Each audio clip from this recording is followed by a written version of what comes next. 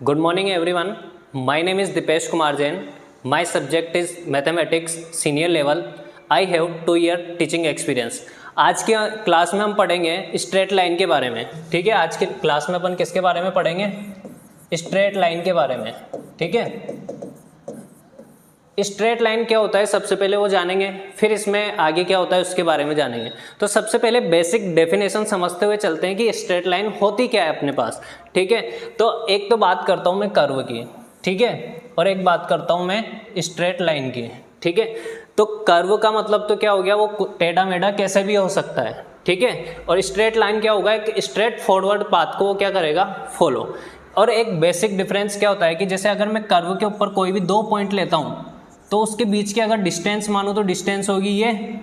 ठीक है, लेकिन अगर शॉर्टेस्ट पाथ को ये डिस्टेंस आपकी शॉर्टेस्ट है तो इसका मतलब क्या है, आपका स्ट्रेट लाइन. इसका मतलब अगर मैं बोलना चाहूँ कि स्ट्रेट लाइन पर से अगर मैं कोई भी 2 पॉइंट पिक करता हूँ तो उनके बीच की जो डिस्टेंस होगी वो हमेशा क्या होगी, मिनिमम. ये तो होता है आपका स्ट्रेट लाइन. अब स्ट्रेट लाइन का यूज़ क्यों करते हैं अपन? देखो, बहुत सारे एप्लीकेशंस है जो स्ट्रेट लाइन के यूज़ आते हैं. जैसे अपने को डायरेक्ट के कोई भी पाथ के अपन कैलकुलेशन नहीं कर सकते हैं तो इससे पहले एक ट्रिग्नोमेट्री में फॉर्मूला आता है पाइथागोरस. तो अब ये स्ट्रेट फॉरवर्ड पाथ को तो पता है आपका, ये वाली डिस्टेंस अगर x है, ये वाली y है, तो ये कितनी होती है, √x² प्लस y². तो कई जगह ऐसा होता है कि आप डायरेक्ट कैलकुलेशन नहीं कर सकते तो वहाँ पर उसको स्ट्रेट फॉरवर्ड पाथ में आपको उसको ब्रेक करना रहता है, फिर आगे की कैलकुलेशन करनी होती है. ठीक है, अब सबसे पहले जो स्ट्रेट लाइन है अपन उसमें क्या पढ़ेंगे, स्ट्रेट लाइन को अपन 3 पार्ट में क्या करते हैं, डिवाइड. पहला होता है उसमें आपका पॉइंट. पहला क्या होता है आपका उसमें, पॉइंट. ठीक है, और दूसरा होता है आपका स्ट्रेट लाइन. लाइन के बारे में पढ़ेंगे और लाइन, और उसके अंदर और पढ़ेंगे अपन फैमिली ऑफ लाइंस. ठीक है, और जो थर्ड पोर्शन रहता है इसमें पेयर ऑफ स्ट्रेट लाइन. ठीक है, क्या होता है आपका, पेयर ऑफ स्ट्रेट लाइन. ठीक है, तो अपन अब पढ़ेंगे पहले वाले पॉइंट के बारे में. किसके बारे में, पहले वाले पॉइंट के बारे में. ठीक है, अब पॉइंट अपन जनरली किस में करते हैं. अब पॉइंट आता है आपका कोऑर्डिनेट सिस्टम के अंदर. किसके अंदर आता है, कोऑर्डिनेट सिस्टम. ठीक है, तो कोऑर्डिनेट सिस्टम में अपन पढ़ेंगे रेक्टेंगुलर,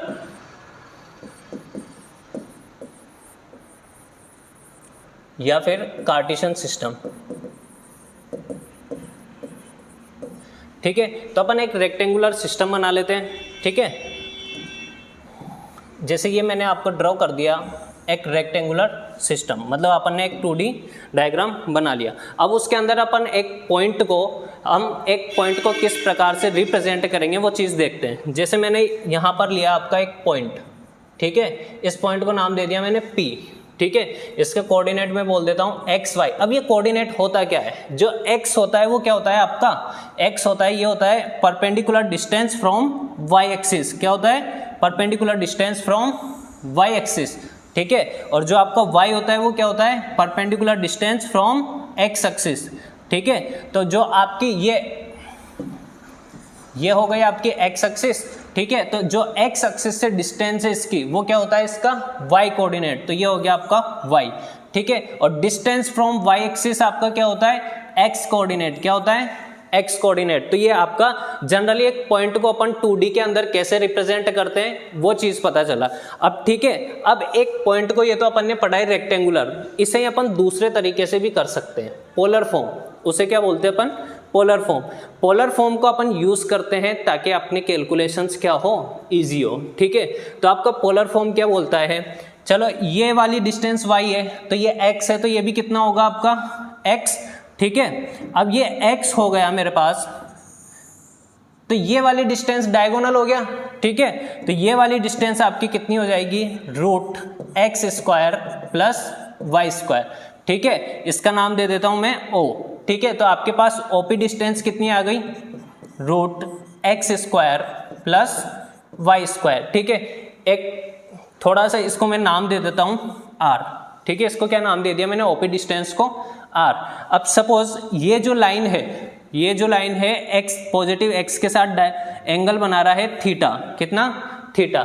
थीटा के बारे में एक चीज़ ध्यान रखना है, जब भी अपन एंगल लेते हैं अब वो एंटी क्लॉकवाइज में लेते हैं। किस में लेते हैं? Anti clockwise. अगर आप क्लॉकवाइज में ले रहे हो तो वो एंगल क्या होता है आपका? नेगेटिव। ठीक है, तो हम यहाँ से अपन देखते हैं, आपने नॉर्मल ट्रिग्नोमेट्री पढ़ी हुई है। ठीक है, ये आपका क्या हो गया? बेस। ठीक है, तो बेस अपॉन आर, ये क्या होता है आपका? Cos theta. ठीक है, और परपेंडिकुलर अपॉन ये वाली डिस्टेंस जिसको अपन ने नाम दिया है आर, वो क्या होता है आपका? Sine theta. क्या होता है? Sine theta. तो यहां से अपन देखेंगे एक्स की वैल्यू क्या आ गई मेरे पास? आर कोस थीटा, और वाई की वैल्यू क्या आ गई मेरे पास? Are sine theta. ठीक है, ये चीज समझने में आ गई यहां से। तो ये आपका हो गया, जो ये आपके कोऑर्डिनेट हो गए, x बराबर आर कोस थीटा और y बराबर आर साइन थीटा, ये आपका क्या हो गया? ये हो गए आपके पोलर फॉर्म। किस फॉर्म में हो गए? ये पोलर फॉर्म में। ठीक है, तो ये आपका क्या था? अपन ने पॉइंट का पढ़ लिया, एक तो किस प्रकार रिप्रेजेंट करना है इसको, एक तो रेक्टेंगुलर सिस्टम में, और दूसरा किस में हो गया आपका? Coordinate polar system. ठीक है, अब इसके बाद देखते हैं अपन इन दोनों को क्या आपस में इंटरचेंज कर सकते हैं अपन? यस। कैसे करेंगे? जैसे आपको रेक्टेंगुलर में कोई पॉइंट दिया है 2,3, एक एग्जांपल से समझते हैं। क्या दिया है आपको? 2,3, ये पॉइंट P मान लिया मैंने जो आपको दिया है 2,3। तो R निकालने के लिए क्या करेंगे? दिस का स्क्वायर, जो पॉइंट का x कोऑर्डिनेट है, ठीक है, उसका स्क्वायर प्लस y कोऑर्डिनेट का स्क्वायर, ये कितना हो गया आपका? √13। और यहां से अब किसकी जरूरत है अपने को? कोस थीटा और साइन थीटा। तो कोस थीटा निकालने के लिए देखो यहां से एक डायग्राम देखना है, यहाँ थीटा पता है तो आप यहां से क्या टेन थीटा बता सकते हो मेरे को? तो टेन थीटा बराबर क्या हो जाएगा मेरे पास? y upon x. ठीक है, क्या हो जाएगा यहाँ पर?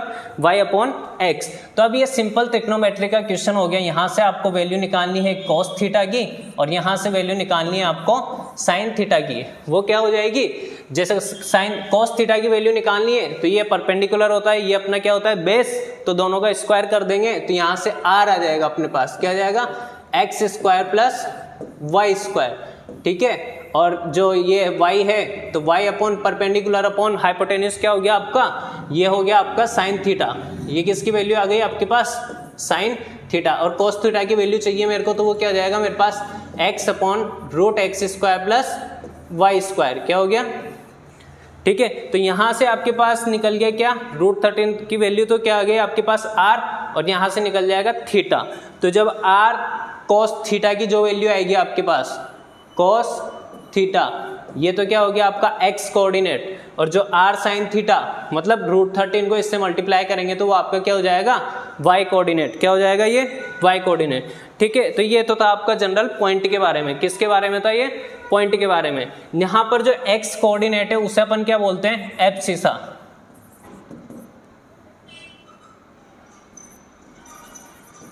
और इसे बोलते हैं y कोऑर्डिनेट को ऑर्डिनेट। क्या बोलते हैं इसे? y coordinate. ठीक है, अब नेक्स्ट टॉपिक की तरफ चलते हैं अपन। ठीक है, ये तो जनरल हो गया अपना पॉइंट के बारे में। अपन को स्ट्रेट लाइन में पढ़ना है लाइन के बारे में। ठीक है, किसके बारे में पढ़ना है अपने को? लाइन के बारे में। तो एक मैं जनरल लाइन ड्रॉ कर रहा हूँ। ठीक है, जो भी इक्वेशन होगा इसका, तो इसमें एक टर्म आती है इंक्लिनेशन। इंक्लिनेशन मतलब क्या होता है? कोई भी लाइन आपका एक पॉजिटिव एक्स के साथ एंटी क्लॉकवाइज डायरेक्शन में जो भी एंगल बना रही है उसे क्या बोलते हैं अपन?